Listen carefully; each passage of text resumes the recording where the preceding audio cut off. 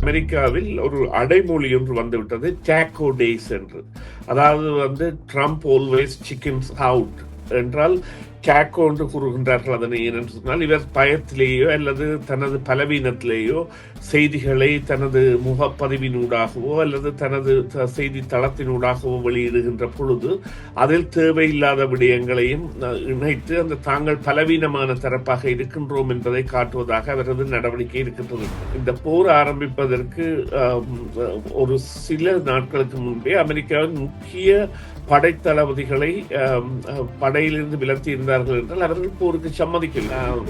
ஈரானோ தங்களுடைய பொறுமையின் மூலம் அமெரிக்காவை பணிய வைக்க முடியும் என்று நினைக்கின்றது. அதாவது குறிப்பாக இவர்களுடைய துறைமுகத்திற்கான தடையை எடுக்கலாம், அல்லது அதன் பிறகு தாங்கள் ஒரு பேச்சுக்கு என்று ஒத்துக்கொள்ளுதல், அந்த ஒத்துக்கொள்ளுதலின் பொழுது இந்த நடுநிலையில் இருந்து செயற்படக்கூடியதான நாடுகளை தெரிவு செய்தல், அல்லது விடயங்கள் பேசு பொருள்களாக இவற்றை தெரிவு செய்தல் போன்றவற்றை செய்வது என்பதில் ஈரான் குறியாக இருக்கிறது. ஈரானை பொறுத்தவரையில் நாங்கள் தெரிவிக்க முடியாத ஒன்று, அவர்கள் பலமாக இருக்கின்றார்களா அல்லது பலவீனமாக இருந்து கொண்டு பலம் போல காட்டுகின்றார்களா, அல்லது பேச்சுவார்த்தை மேசையில் தங்களுக்கு சம பங்கு கிடைக்கவில்லை என்பதற்காக இவ்வாறான முரண்பாடுகளை மேற்கொண்டு ஒரு சம பங்கான பேலன்ஸ் ஆஃப் பவர், சம பங்கை எட்ட முனைகின்றார்களா போன்ற பல கேள்விகள் விடை தெரியாத கேள்விகளாக இருக்கின்றன. அதாவது அமெரிக்கா இந்த போரில் இறங்குமாக இருந்தால் நிச்சயமாக அது சில ஆண்டுகளுக்கு நீடிக்கக்கூடியதாகவும் பலத்த பொருளாதார அழிவை உலகிற்கு ஏற்படுத்தக்கூடியதாகவும் மாறும் என்கின்ற நிலைமையை அமெரிக்கா உணர்ந்துள்ளது. அது அமெரிக்காவுக்கு மாத்திரமல்ல, பல உலக நாடுகளுக்கும், அது கனடா உட்பட. அதைவிட இலங்கை போன்ற உல்லாச பயணத்துறையை நம்பியிருக்கின்ற நாடுகள் படு பாதாள பொருளாதார சிக்கலுக்குள் அகப்படும் என்பதில் எந்தவித ஐயமும் இல்லை. அதுதான் உண்மை. அதைவிட அவர்களுக்குரிய எண்ணெய் என்பது கூட கிடைக்காத ஒரு நிலைமை என்பது ஏற்படலாம் என்பதுதான் உண்மை.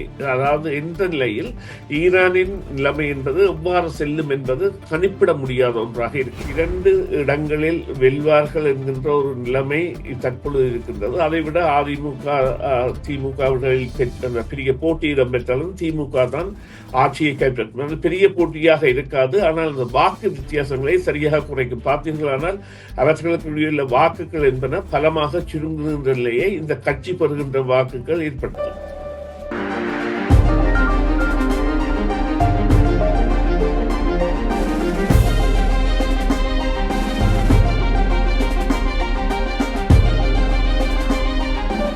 இன்றைய தினமும் மீண்டும் ஈரான் அமெரிக்க இஸ்ரேல் போர் தொடர்பாக நாங்கள் பேசிக்கொள்ளப் போகின்றோம். தற்பொழுது டொனால்ட் ட்ரம்ப் அறிவித்திருக்கின்றார், இந்த போர் நிறுத்தம் நீடிக்கும் என்று, தொடர்ந்து பேச்சுவார்த்தைகளில் ஈடுபட போவதாகவும் அறிவித்திருக்கின்றார்.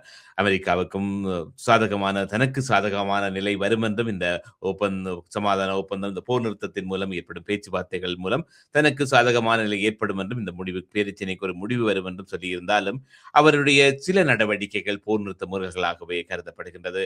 அதாவது ஈரானின் துறைமுகத்தில் அவர் நடத்துகின்ற தாக்குதல்களும் அவர் செய்கின்ற அந்த தடுப்பு நடவடிக்கைகளும் ஈரானின் பாதுகாப்பு அமைச்சர் தனது அதிருப்தியை வெளியிட்டிருக்கின்றார். இப்படி பார்க்கின்ற பொழுது ஒரு பக்கத்தில் டொனால்ட் ட்ரம்ப் இந்த போர் நிறுத்தம் நீடிக்கப்படும், பேச்சுவார்த்தைகள் தொடரும் என்று கூறிக்கொண்டு இருந்தாலும், இந்த போர் நிறுத்தத்தை மீறுவதற்கான செயல்களில் தொடர்ந்தும் ஈடுபட்டுக் கொண்டிருக்கிறார். அதே போல் இஸ்ரேலும் ஈடுபட்டுக் கொண்டு இருக்கின்றது. இதை வைத்து பார்க்கின்ற பொழுது இந்த போர் நிறுத்தம் தொடர்ந்து நீடிக்குமா, இந்த பேச்சுவார்த்தைகள் மூலம் ஒரு இணக்கப்பாடு ஏற்படுமா என்ற ஒரு கேள்வி எல்லோரிடமும் இருக்கின்றது. அதற்கு உங்களிடமிருந்து என்ன பதில் இருக்கின்றது? இல்லை, இப்பொழுது இடம்பெறுகின்ற விடயங்கள் என்பன நிச்சயமாக ஒரு தரப்பால் மேற்கொள்ளப்படுவதாகவும், ஈரான் மௌனம் காத்து வருவதாகவும், அமெரிக்கா போர் நிறுத்தத்தை தான் காலவரையற்று நீடிப்பதாகவும், தான் கொடுத்த விடயங்களிலிருந்து இந்த ஈரானுடைய பதிலை பெறுவதற்கான முயற்சியை எடுப்பதாகவும் இருக்கின்றது. அமெரிக்காவை பொறுத்தவரையில் ஈரான் இந்த அணு மின் உற்பத்தி அல்லது அணு உற்பத்தி விடயங்களில் யுரேனியத்தை செறிவாக்குதல் போன்ற விடயங்களிலிருந்து முற்றாக தவிர்க்க வேண்டும். மற்றது பிராந்தியத்தில் ஆதிக்கம் செலுத்தக்கூடாது. இது ஒரு மிக முக்கியமான ஒரு விடயமாக இருக்கிறது. மற்றது சர்வதேசம் கூறுகின்ற விடயங்களை ஏற்க வேண்டும் என்கின்றது. சர்வதேசம் என்று இங்கே குறிப்பிட போகிறது, அவர்கள் அமெரிக்காவை தான் குறிப்பிடுகின்றார்கள். ஏனென்றால் வேறு எந்த ஒரு நாடுமே இதற்கு இணைந்து போகவில்லை, இஸ்ரேலை தவிர. இந்த போர் முயற்சியின் பொழுது பல நாடுகளிடம் உதவி கேட்கப்பட்ட பொழுதும் எந்த நாடுகளுமே அதற்கு ஒன்று செல்லவில்லை. எனவே இப்பொழுது அமெரிக்காவில் ஒரு அடைமொழி ஒன்று வந்துவிட்டது, டேக்கோ டேஸ் என்று.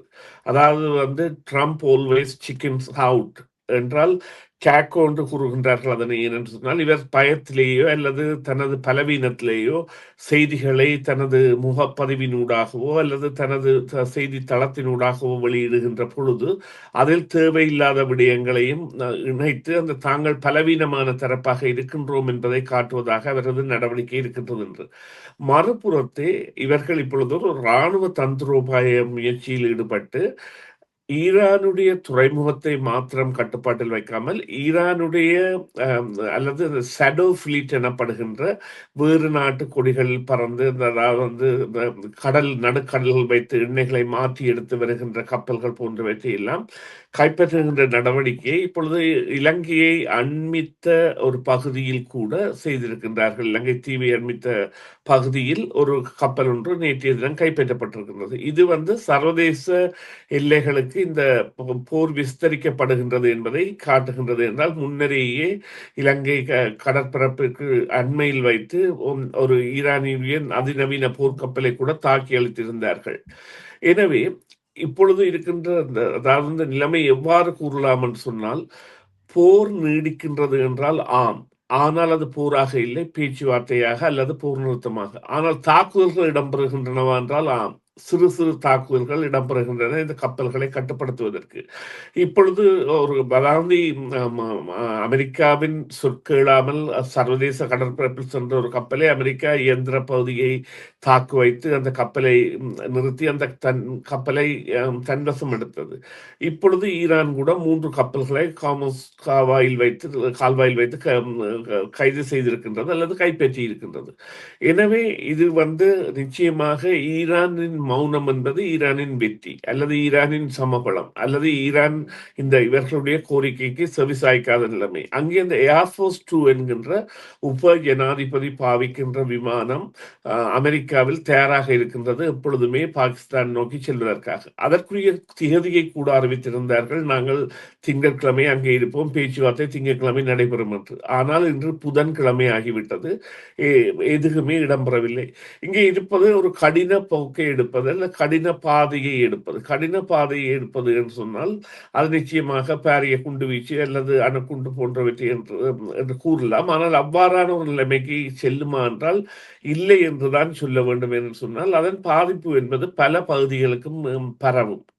அண்டைய நாடுகள் மற்றும் 10-15 வருடங்களுக்கான பாதிப்புகள் இனி இடங்களுக்கு இருக்கும். ஆனால் சில வேளைகளில் அது அதாவது மற்ற நாடுகள் சாராத ஈரானின் வேறு பகுதிகளில் போட்டால் அவ்வாறான தாக்கம் இருக்காது என்றாலும் அவ்வாறான ஒரு நிலைக்கு செல்லாது என்று நம்புவோம் என்று சொன்னால் அது அதாவது மிரட்டலுக்கான ஒரு காரணியாகத்தான் இருக்க வேண்டும். என்றால் எதற்காக போருக்கு சென்றார்கள் என்பதை இன்னுமே அதாவது ஒரு விளங்கப்படுத்தாத நிலையில் அமெரிக்கா இருக்கின்றது. அமெரிக்காவின் எந்த ஒரு அதிகாரப்பீடமும் தாங்கள் எதற்காக இந்த போருக்குள் நுழைந்தோம் என்பது தெரியாத ஒரு நிலையில் தவிர்ப்பதால் தான் அவர்கள் இப்பொழுது தடுமாறுகின்றார்கள். அதாவது பாதுகாப்பு செயலர், போர் செயலர் மற்றும் ராஜாங்க செயலர் போன்ற அனைவரும் ட்ரம்பை சந்திக்கின்றார்கள், கதைக்கின்றார்கள். ஆனால் முடிவுகள் எதுவுமே அவர்களால் எட்டப்பட முடியாத நிலையில் இருக்கின்றது. இங்கே நாங்கள் முக்கியமாக ஒரு விடயத்தை பார்க்க வேண்டும். இந்த போர் ஆரம்பிப்பதற்கு ஒரு சில நாட்களுக்கு முன்பே அமெரிக்காவின் முக்கிய படைத்தளபதிகளை படையிலிருந்து விலத்தி இருந்தார்கள் என்றால் அவர்கள் போருக்கு சம்மதிக்கவில்லை. இப்பொழுது நாங்கள் கேள்விப்படுகின்ற விடயம் என்னவென்றால், இந்த போரரங்கில் உள்ள படை வீரர்கள் கூட தங்களுடைய எதிர்கருத்துக்களை தெரிவிக்கின்ற அளவிற்கு வருகின்றார்கள் என்று. ஆனால் இது பற்றிய உண்மை நிலை தெரியாது. இது ஒரு கேசியமான தகவலாக நாங்கள் எடுத்துக்கொள்ளலாம். அதனைத்தான் உங்களுடைய இந்த கேள்விக்கான நேரடி பதிலாக கூறலாம். பொதுவாகவே நீங்கள் குறிப்பிட்டது போல இந்த இந்த இந்த ஹோர்முஸ் நீரிணையில் இந்த பிப்ரவரி மாதம் யுத்தம் தொடங்குவதற்கு முன்னால் போக்குவரத்து சீராக இருந்தது. எரிபொருட்கள் விநியோகிக்கப்பட்டுக் கொண்டிருந்தன. எந்த விதமான தடைகளுமே இருக்கவில்லை.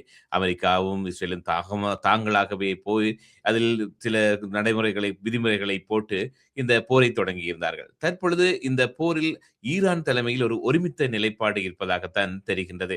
இப்படி பார்க்கின்ற பொழுது இப்படியான இந்த பேச்சுவார்த்தைகளுக்கு அமெரிக்கா நிர்பந்தம் செய்து சில நிபந்தனைகளை விதிக்கின்ற பொழுது, ஈரான் இந்த இந்த பேச்சுவார்த்தைகளில் ஒரு இணக்கப்பாட்டுக்கு வந்தால், இவ்வளவு நாளும் தன்னுடைய கட்டுப்பாட்டில் இருந்த ஹோர்முஸ் நீரிணையிலிருந்து என்னென்னத்தை அந்த ஒப்பந்தத்தில் அது இழக்க இருக்கின்றது. இதனால் ஈரானுக்கு என்ன பாதிப்பு வரும் என்ற ஒரு கேள்வியும் இருக்கின்றது அல்லவா? ஆமாம். ஈரானை பொறுத்தவரையில் அவர்கள் 2, 3 விடயங்களை அவர்கள் கவனத்தில் எடுக்கப் போவதில்லை. ஒன்று பிராந்தியத்தில் தாங்கள் அதாவது வந்து ஒரு வல்லரசாக என்று இல்லாமல் ஆதிக்க சக்தியாக இருப்பதை தவிர்ப்பது என்பதை அது எப்பொழுதும் விட்டுக் கொடுக்க மாட்டாது. மற்றது அவர்கள் வந்து அமெரிக்கா சம்மதிக்கும் வரை தங்களுடைய நிலையில் இருப்பது என்பதை பாவிக்கிறார்கள். அமெரிக்கா எவ்வாறு இது பயணிக்கின்றது என்று சொன்னால், ஆம், ஈரானிற்கு அழுத்தம் கொடுப்பது பேச்சுவார்த்தைக்கு வருவதற்கென்று. அதற்காகத்தான் அவர்கள் இவ்வாறான ஒரு நடவடிக்கை எடுக்கிறார்கள். ஆனால் ஈரானோ தங்களுடைய பொறுமையின் மூலம் அமெரிக்காவை பணிய வைக்க முடியும் என்று நினைக்கின்றது. அதாவது குறிப்பாக இந்த இவர்களுடைய துறைமுகத்திற்கான தடையை எடுக்கலாம், அல்லது அதன் பிறகு தாங்கள் ஒரு பேச்சுக்கு என்று ஒத்துக்கொள்ளுதல், அந்த ஒத்துக்கொள்ளுதலின் பொழுது இந்த நடுநிலையில் இருந்து செயற்படக்கூடியதான நாடுகளை தெரிவு செய்தல், அல்லது விடயங்கள் பேசு பொருள்களாக இவற்றை தெரிவு செய்தல் போன்றவற்றை செய்வது என்பதில் ஈரான் குறியாக இருக்கின்றது. ஆனால் அமெரிக்காவிற்கும் ஈரானுக்கும் இடையில் உள்ள வித்தியாசம் என்னவென்று சொன்னால், ஈரான் அந்த பிரதேசத்தை சேர்ந்த ஒரு பூர்வீக நாடு. அவர்கள் 90 மில்லியன் மக்களை கொண்ட ஒரு மலைப்பாங்கான பல பிரதேசங்களை கொண்ட ஒரு நாடு. அவர்களுக்கு இந்த ஹோர்முஸ் கால்வாய் என்பதை திறந்துவிட வேண்டிய தேவை என்பது தவிர்க்க முடியாதபடி ஏற்படும் என்று சொன்னால், அவர்கள் இப்பொழுது அதனை ஒரு தடைப்பொருளாக எடுத்தாலும் இது இயற்கையாக அமைந்த ஒரு கால்வாய். செயற்கையாக ஈரான் செய்திருந்தால் அதன் மீது சில வேளைகளில் கட்டுப்பாடுகளை விதிக்கலாம். ஆனால் இவ்வாறான கட்டுப்பாடுகளை இப்பொழுது விதிப்பது போரரங்கு நிலையில் சரியாக இருந்தாலும், புரிதொரு காலத்தில் ஓமான் போன்ற நாடுகளுடன் இணைந்து அது தொடர்பான இணக்கப்பாட்டிற்கு வர வேண்டும். அவ்வாறு வருகின்ற பொழுதுதான் அதனால் சாதிக்க முடியும். எனவே எவ்வளவு காரம், அதாவது அவர்களால் வந்து இப்பொழுது ஈரானை பொறுத்தவரையில் நாங்கள் தெரிவிக்க முடியாத ஒன்று, அவர்கள் பலமாக இருக்கின்றார்களா, அல்லது பலவீனமாக இருந்து கொண்டு பலம் போல காட்டுகின்றார்களா, அல்லது பேச்சுவார்த்தை மேசையில் தங்களுக்கு சம பங்கு கிடைக்கவில்லை என்பதற்காக இவ்வாறான முரண்பாடுகளை மேற்கொண்டு அந்த ஒரு சம பங்கான பேலன்ஸ் ஆஃப் பவர், சம பங்கை எட்ட முனைகின்றார்களா போன்ற பல கேள்விகள் வந்து விடை தெரியாத கேள்விகளாக இருக்கின்றன. அதாவது எவ்வாறு இன்னும் இதனை மேலதிகமாக கூறுவதானால், இப்பொழுது ஒரு புதிய தலைவரை ஈரான் தெரிவு செய்திருந்தாலும் அவர் நேரடியாக வந்து பொதுமக்களுக்கு கருத்து தெரிவிக்கின்ற அளவில் இன்னுமே இல்லை. அதாவது ஒரு மாதத்திற்கு மேலாகின்றது. அவ்வாறான நிலைமை இல்லை என்பது ஒரு மாதம் அல்ல, ஒரு மாதத்திற்கு 6-7 கிழமைகள் ஆகின்றன. எனினும் அவர்கள் இப்பொழுது ஈரானின் அந்த துறைமுகம் மீது விதிக்கப்பட்ட தடையை ஒரு போர் நடவடிக்கை என்று கூறுகின்றார்கள். ஆக்ட் ஆஃப் போர் என்று நேற்று ஈரானின் வெளிவார அமைச்சர் கூறியிருந்தார். இவ்வாறான கூற்றுக்கள் மூலம் அவர்களும் அந்த ஒரு பொருது நிலைக்கு சென்றாலும், அவர்களுடைய உண்மையான நோக்கம் என்பது தங்களுடைய பிராந்திய ஆதிக்கத்தை கட்டுப்படுத்துவது மாத்திரமல்ல, தங்கள் மீதான தடைகள் எடுப்பது. அவர்களுக்கு அனைத்துலக தடைகள் இருக்கின்றன, அல்லது இந்த நாங்கள் கூறிய இந்த ஷேடோ ஃபிளீட் என்கின்ற நிழல் போக்குவரத்து, அதாவது நிழல் கப்பல் போக்குவரத்து, அது அவையெல்லாம் இடம்பெற மாட்டா. அவையெல்லாம் அதாவது ஈரான் அவ்வாறான ஒரு வியாபாரத்தில் ஈடுபடாமல் நேரடியாக வியாபாரத்தில் ஈடுபட வேண்டிய தேவை அதற்கு இருக்கின்றது.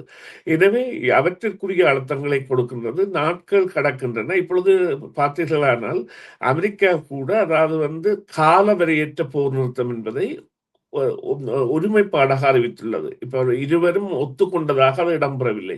எனவே அந்த கால வரையற்றது என்பது நாளை சில வேளைகளில் நாளை நீக்கப்படலாம், அல்லது சில வேளைகளில் சில வாரங்கள் எடுக்கப்படலாம். ஆனால் ஒரு உண்மை இருக்கின்றது, அமெரிக்கா இந்த போரில் இறங்குமாக இருந்தால் நிச்சயமாக அது சில ஆண்டுகளுக்கு நீடிக்கக்கூடியதாகவும் பலத்த பொருளாதார அழிவை உலகிற்கு ஏற்படுத்தக்கூடியதாகவும் மாறும் என்கின்ற நிலைமையை அமெரிக்கா உணர்ந்துள்ளது. அது அமெரிக்காவுக்கு மாத்திரமல்ல, பல உலக நாடுகளுக்கும், அது கனடா உட்பட.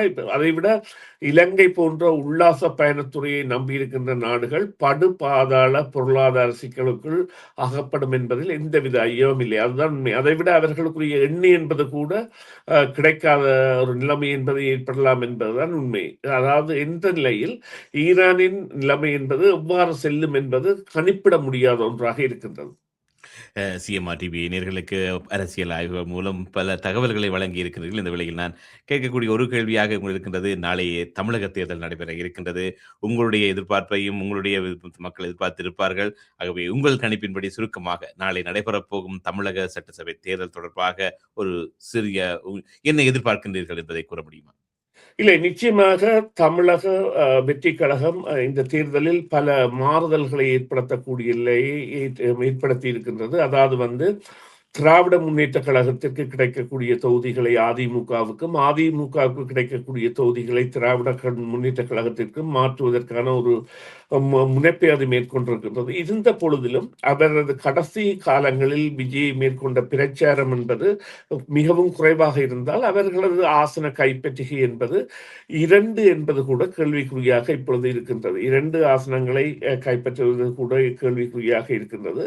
இருந்த பொழுதிலும் இந்த திமுகவுக்கும் அதிமுகவுக்கும் இடையிலான ஒரு அதிகார பரம்பலை அல்லது அந்த ஆசன பரம்பலை மேற்கொள்வதற்கான ஒரு துணியாகவும், அடுத்த தேர்தலில் ஒரு அதாவது ஒரு தகுதியான இணைப்பாக அல்லது பங்கு கட்சியாக அண்ணா திராவிட முன்னேற்ற கழகத்தால் ஏற்றுக்கொள்ளக்கூடிய நிலையை இந்த கட்சி அடைந்திருக்கின்றது என்பதும், ஆனால் அந்த கட்சியின் எதிர்காலம் என்பது எவ்வாறு இருக்கும் என்பது தெரியாது என்றால் இது ஒரு திரைப்படம் நடிப்பது போன்றல்ல. தொடர்ந்து 24 மணித்தியாலமும் களத்தில் நின்றால்தான் அரசியல் என்பது சாத்தியப்படும். ஆனால் அவருக்கு அதற்குரிய பயிற்சி தேவை, ஆளுமை தேவை, அதை விட அதற்குரிய பொறுமை தேவை. இவையெல்லாம் அடையாளப்படுத்தப்படுமா என்பது தெரியாது. இருந்த பொழுதிலும் நாளைய தேர்தலின் பொழுது நிச்சயமாக அவர்கள் ஏற்கனவே 3 அல்லது 4 தொகுதிகளை வெல்வார்கள் என்று 2-3 வாரங்களுக்கு முதல் தெரிவித்திருந்தாலும் அவ்வாறானதாக நிலைமை தற்போது இல்லை.